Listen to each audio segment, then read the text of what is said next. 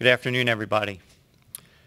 Everybody knows that since I came into office, we took a very hard stance on our drug enforcement efforts, and we will continue to do that. We have found through our experience that drugs are a root part of all our crime. But we are also not without compassion.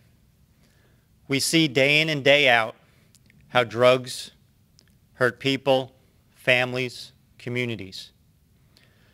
So when Lori Ray came to me with her story, she got me thinking. She proposed this plan to me, this initiative, and I'm happy today to introduce that to everybody.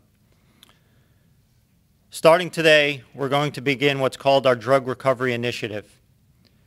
And what that is if anybody who's seeking any addiction, if they contact us, if they walk into our office, we will take them to some place where they can get the help they need.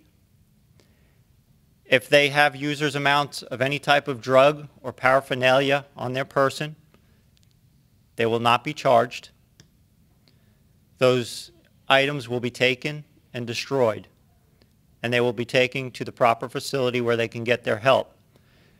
And with getting this program up and running off the ground, we've partnered with our friends at Charlotte Behavioral Health System who are going to help us with this program, because we don't want another statistic.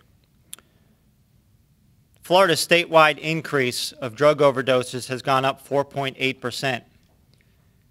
And in many counties across the nation, it's gone up as high as 125% in overdoses.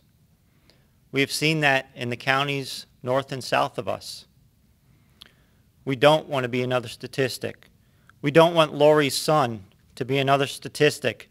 John was one of over 47,000 people who lost their lives due to an addiction. And Lori's plight, she brought to my doorstep, and I'm joining her, and we want to try and bring this to an end. So that's why beginning today, our Drug Recovery Initiative will begin. So if you walk up to one of our deputies, if you call us to your location, or you walk into our office, you're going to get that help without the fear of being arrested. Now, I want it to be clear that this isn't a get-out-of-jail-free card. If one of my members are effecting an arrest, I don't expect the individual to state, hey, I was just going to call you. It doesn't work that way. You need to initiate that contact with us. Just real quickly, I'll say that addictions is a disease. It's not just a crime. And so many times we see people that are just treated as a criminal. This allows people to come in and get the treatment that they need. And I think what you're going to see is people who do this, they're the people that are actually ready to get treatment, and they're the people that we can help, and they can become productive citizens in our county. So we don't have to keep them in jail, and I applaud the sheriff for making the commitment to do this new program here. So. We are going to try this program as a partnership with the Sheriff's Office at no cost. We have no idea what the volume will be.